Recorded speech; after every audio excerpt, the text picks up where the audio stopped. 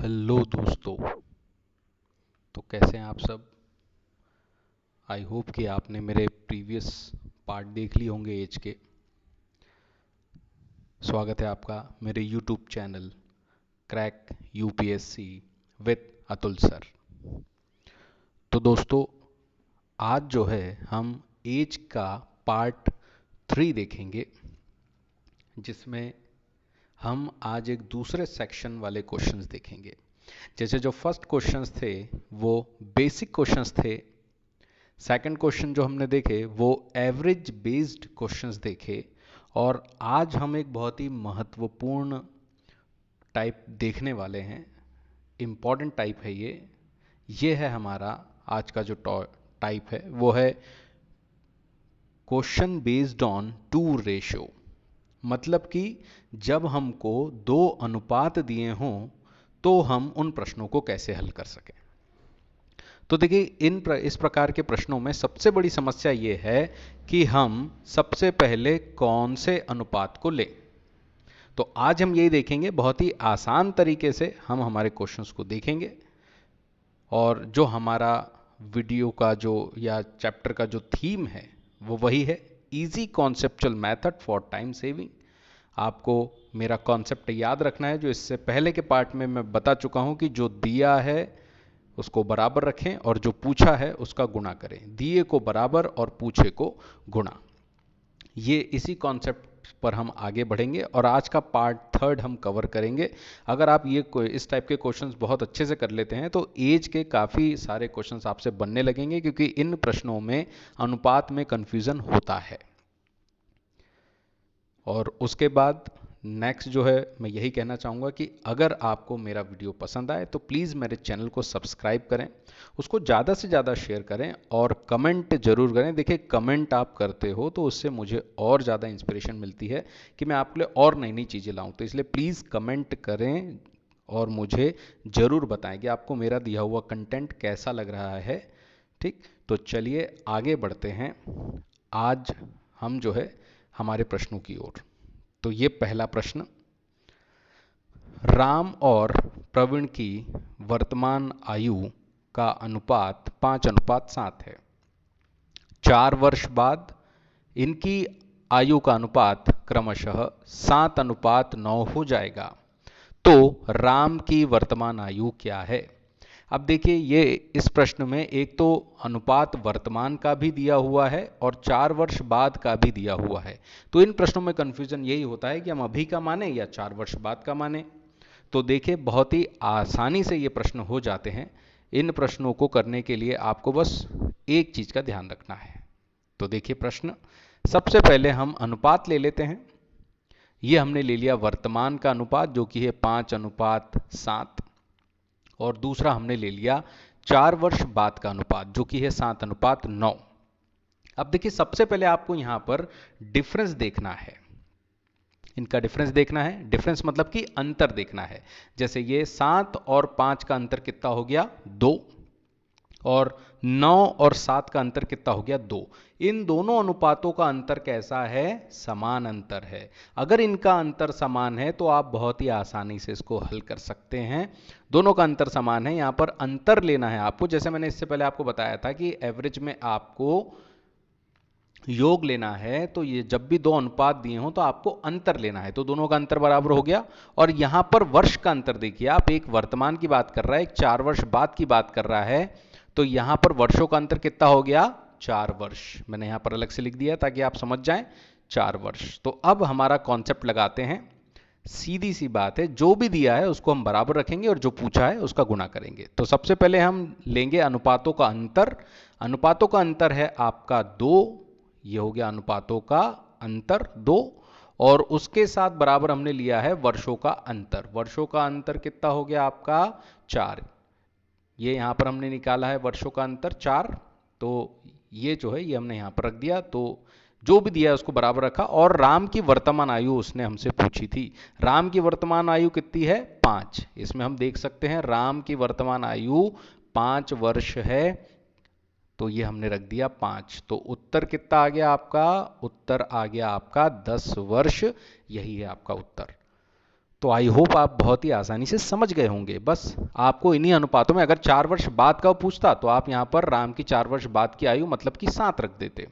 तो जो भी वो पूछेगा बस आप उसको रख देंगे, जो भी दिया है उसको बराबर रखें, जो पूछा है उसका गुणा करें और उत्तर आ जाएगा आपका। तो बहुत ही आसान सा प्रश्न था ये, आसान बना दिया हमने इसको, और विद इन सेकंड आप इसका उत्तर निकाल पाएंगे। तो आई होप कि आप इसको समझ गए होंगे। अब चलिए, अब चलते हैं अपने नेक्स्ट क्वेश्चन की ओर। तो देखिए नेक्स्ट क्वेश्चन, ए तथा बी की वर्तमान आयु का अनुपात 4:5 है। 9 वर्ष बाद इनकी आयु का अनुपात 7:8 हो जाएगा। तो बी की 9 वर्ष बाद की आयु क्या होगी? अब देखिए ये जो प्रश्न है ये भी आसान है, इसको आप ऐसे ही बनाएंगे, लेकिन यहां पर याद रखने वाली बात यह है कि ए और बी की वर्तमान आयु का अनुपात इतना है और 9 वर्ष बाद की आयु का अनुपात इतना है। तो बी की 9 वर्ष बाद की आयु पूछी है, तो 9 वर्ष बाद की आयु के अनुपात को रखना है आपको, उसी में से अनुपात आएगा। मान आपको 9 वर्ष बाद की आयु के अनुपात में से रखना है, न कि वर्तमान में से। इस बात का ध्यान रखना आप, आपका उत्तर आराम से आ जाएगा। तो ये प्रैक्टिस क्वेश्चन है आपके लिए, आप इसको हल करेंगे और इसका आंसर आप लास्ट में टैली जरूर करेंगे। वीडियो के अंत में इसका आंसर आपको पता है मिल जाएगा। तो बस इस क्वेश्चन को, इससे पहले वाले क्वेश्चंस को देखें और इसको हल करें। मैंने आपको हिंट कर दिया है कि 9 वर्ष बाद की आयु के अनुपात में मान रखना है आपको। तो चलिए अब हमारे नेक्स्ट क्वेश्चन की ओर बढ़ते हैं। तो देखिए नेक्स्ट क्वेश्चन जो है यह है, 9 वर्ष पहले ओम तथा जय की आयु का अनुपात 10:13 था। वर्तमान में इनकी आयु का अनुपात 13:16 है। तो इनकी वर्तमान आयु का अंतर कितना है? अब यहां पर वर्तमान आयु का अंतर पूछा है उसने, तो हम बिल्कुल वैसा का वैसा ही करेंगे, दोनों अनुपातों को लेकर उसका डिफरेंस देखेंगे और इसको हल करेंगे और आपका उत्तर आ जाएगा। तो देखिए कैसे होगा। 9 वर्ष पहले अनुपात था 10:13 और वर्तमान का अनुपात है 13:16। तो यहां पर हमने क्या देखा, अंतर देखना है। मैं आपको पहले ही बता चुका हूं कि अंतर जरूर देखें। तो अंतर है इसका भी 3 और 16 में से 13 जाएंगे, इसका भी 3। दोनों अनुपातों का अंतर कैसा है? समान अंतर है। अगर दोनों का अंतर समान है तो हमारे लिए कोई समस्या नहीं है। और उसके अलावा जो है हम यहां वर्षों का अंतर भी देख सकते हैं। वर्षों का अंतर कितना है? 9 है। 9 वर्ष पहले और वर्तमान, यानी कितने हो गए? 9 वर्ष का अंतर आ गया। तो बस जो भी दिया है उनको बराबर रखेंगे और जो पूछा है उसका गुणा करेंगे, उत्तर आ जाएगा। तो देखिए अनुपातों का अंतर कितना है? 3। और वर्षों का अंतर कितना है? वर्षों का अंतर है 9। और उसने वर्तमान आयु का अंतर पूछा है। वर्तमान आयु का अंतर है 13 और 16, सॉरी यहां पर 13 है, आप इसको 13 बना लीजिएगा। 16 ऋण 3 लिखा गया है गलती से, ये 13 है। तो 16 ऋण 13, तो आंसर आ जाएगा आपका 9 वर्ष। ठीक है, यहां पर आप ध्यान रखेंगे, यहां पर 13 है, एक यहां पर बना लीजिएगा आप, 16 ऋण 13 है ये।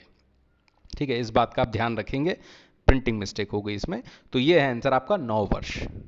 ठीक, तो ये है इजी कॉन्सेप्ट, बहुत ही आसानी से आप इसको हल कर पाएंगे।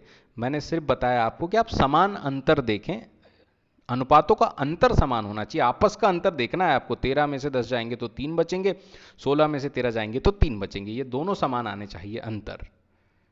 ठीक, तो ये आई होप कि आपको ये क्वेश्चन भी समझ में आया है। अब इसका जो है नेक्स्ट हम इसका प्रैक्टिस क्वेश्चन देखेंगे। तो देखिए प्रैक्टिस क्वेश्चन, गोपाल और कपिल की आयु में 5 वर्ष पहले 2:5 का अनुपात था। 5 वर्ष पहले 2:5 का अनुपात था। 11 वर्ष बाद इनकी आयु का अनुपात 4:7 हो जाएगा। तो गोपाल की वर्तमान आयु क्या है? अब देखें यहां पर इस प्रश्न को भी वैसे ही करना है आपको, लेकिन एक बात का ध्यान रखना है आपको कि गोपाल और कपिल की आयु में 5 वर्ष पहले का अनुपात कितना है? 2:5, और 11 वर्ष बाद इनकी आयु का अनुपात हो जाएगा 4:7। तो अगर हम डिफरेंस देखें कि इनके वर्षों का अंतर कितना होगा, तो 11 और 5 को जोड़ देंगे, यानी 5 वर्ष पहले, तो वो 5 वर्ष काउंट हो जाएंगे, फिर वर्तमान और फिर 11 वर्ष आगे। तो इनका योग कितना हो जाएगा? वर्षों का अंतर हो जाएगा टोटल 16 वर्ष। 16 वर्ष जो है इनका अंतर हो जाएगा। ध्यान रखिएगा आप इस बात को, इसमें से आप 6 वर्ष या और कुछ ना निकालें, टोटल ये प्लस हो जाएगा, क्योंकि 5 वर्ष पहले की बात कर रहा है और ये 11 वर्ष बाद की बात कर रहा है, तो दोनों प्लस होंगे, तो ये हो जाएगा 16 वर्ष। और उसके बाद आपको हल करना है, तो इसका डिफरेंस आप देख लेना और इसको फिर हल करना। चलिए अब उसके बाद नेक्स्ट क्वेश्चन पे हम आते हैं। अगला क्वेश्चन है, राहुल और शुभम की 3 वर्ष पहले की आयु का अनुपात 3:4 है। 9 वर्ष बाद उनकी आयु का अनुपात 8:10 हो जाएगा। तो 9 वर्ष बाद उनकी आयु का योग क्या है? अब देखिए ये जो क्वेश्चन है ये इस प्रकार का प्रश्न है कि इसमें अनुपातों का डिफरेंस यानी अनुपातों का अंतर बराबर नहीं है। आप देख सकते हैं यहां पर 3:4 है और यहां पर जो है 8:10 है। तो इनका अंतर अलग अलग है। अंतर अलग अलग है तो अब इनको हम कैसे हल करें, तो इसको हम देखेंगे, क्योंकि देखिए जरूरी नहीं एग्जाम में कि समान डिफरेंस वाले क्वेश्चन ही आ जाए जिनमें समान अंतर हो, अलग भी इस प्रकार का प्रश्न भी आ सकता है। तो ये भी बहुत ही आसान है, इसमें भी कुछ विशेष बात नहीं है, बहुत ही आसानी से ये प्रश्न भी बन जाएगा। तो इसको देखते हैं हम। तो देखिए इसको कैसे बहुत ही आसानी से ये भी हल होगा। तो देखिए इसका हल, सबसे पहले इनके अनुपात हमने ले लिए 3:4। ये 3 वर्ष पहले इनका अनुपात था दोनों का 3:4 और 9 वर्ष बाद इनका अनुपात था 8:10। अब देखिए यहां पर हमने डिफरेंस ले लिया इनका, तो 4 और 3 इसका अनुपात है 1 और 8 और 10 इसका सॉरी अनुपात बोल रहा हूं अंतर, ये है 2। 1 और 2 ये अंतर हो गया इनका। अब 1 और 2 अंतर समान नहीं है, तो अब आपको क्या करना है, इनके अंतर को बराबर रखने के लिए इस 2 का गुणा 3 और 4 3:4 में करना है और इस 1 का गुणा आपको 8:10 में करना है। तो समझ रहे हैं ना आप लोग कि इनका जो अंतर अगर समान नहीं हो तो उसको करने के लिए आपको इनका अंतर निकाल के अनुपातों में गुणा करना है।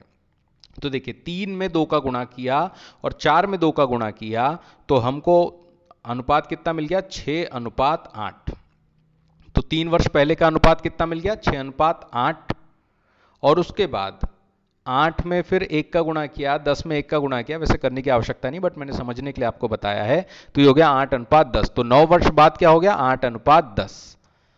अब इनका अंतर देख लीजिए, 8 में से 6 जाएंगे तो 2, 10 में से 8 जाएंगे तो 2, यानी कि अंतर कैसा हो गया है, अब समान अंतर आपको मिल गया है। अब जब आपको समान अंतर मिल गया है तो आप आराम से इस प्रश्न को हल कर सकते हैं।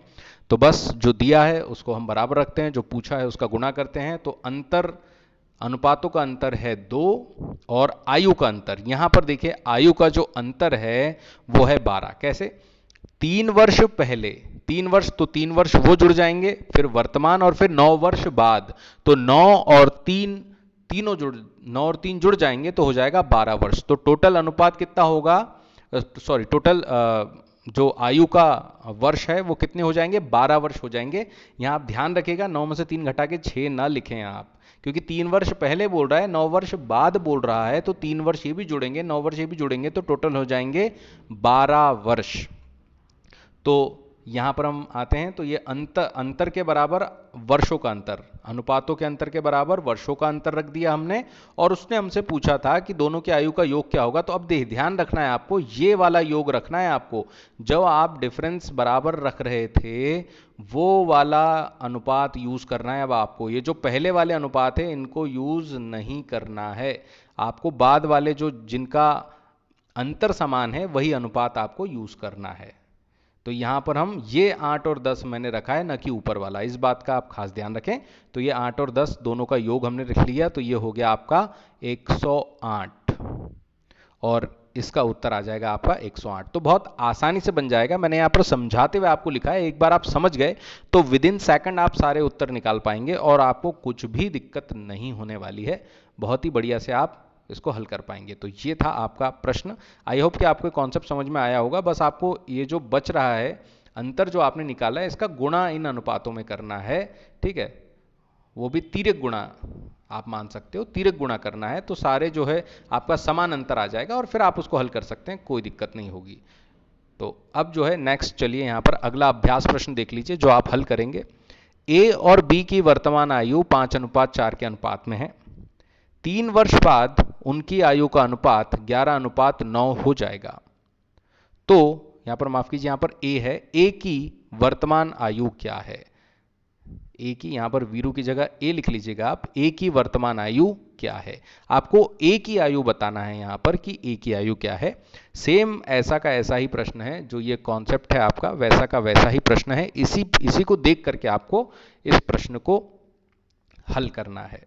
तो आई होप कि आपको ये सारे प्रश्न समझ में आ गए हैं। इस वीडियो को पॉज करें और क्वेश्चन को हल करें आराम से, और उसके बाद आप इसको टैली जरूर करें। अगर कोई क्वेश्चन में समस्या है तो मुझे कमेंट करके आप जरूर बताएं, तो उसके लिए भी मैं आपको फिर उसके लिए भी एक वीडियो बना दूंगा या आपको किसी और माध्यम से उसका सॉल्यूशन भेज दूंगा। तो अब जो है, अब बारी है आंसर की। तो आंसर आप टैली कर लीजिए। तो जो नंबर 2 आपका प्रैक्टिस क्वेश्चन था उसका आंसर है आपका बी। उसके बाद क्वेश्चन नंबर 4, इसका आंसर है ए। और उसके बाद जो क्वेश्चन नंबर 6 है इसका आंसर है डी। तो ये 3 प्रश्न जो है प्रैक्टिस क्वेश्चंस, इसके आंसर ये हैं। तो आई होप कि आपने किए होंगे और आपके उत्तर सही भी आए होंगे। तो अभी तक हमने 3 कैटेगरी देख ली है, पहले बेसिक क्वेश्चन, फिर एवरेज बेस्ड क्वेश्चन, और आज हमने देखे हैं इसमें कि जो 2 रेशो बेस्ड क्वेश्चन, कि जब 2 अनुपात दिए हैं तो कैसे हल करना है। इसमें हम आगे और बढ़ेंगे, मैं आपको और कुछ क्वेश्चंस बताते रहूंगा और धीरे धीरे इसका लेवल भी मैं अप करते चलूंगा। और इससे क्या होगा, आपको पता भी नहीं चलेगा कि आप कब हार्ड क्वेश्चन पे भी आ गए, और एज बहुत ही जल्दी जल्दी आप बना लेंगे, विद इन सेकंड बना लेंगे। जब भी मैंने टॉपिक क्लास में पढ़ाया है, मैक्सिमम लोग यहाँ पर टाइम बचाते हैं, इसी मेथड का इस्तेमाल करते हैं। तो ये बहुत ही कारगर मेथड है, तो आप भी इसको सीखें और इससे ही करें। एक्स मान करके आप करेंगे तो क्वेश्चन लेंदी हो जाता है, लंबा हो जाता है, इसलिए मेरी यही आपसे अपील है कि इन प्रश्नों को इसी प्रकार आप हल करें। तो इसी के साथ मैं अपना वीडियो यहाँ पर एंड करता हूँ। मिलते हैं नेक्स्ट वीडियो में। Thank you for watching. Bye bye.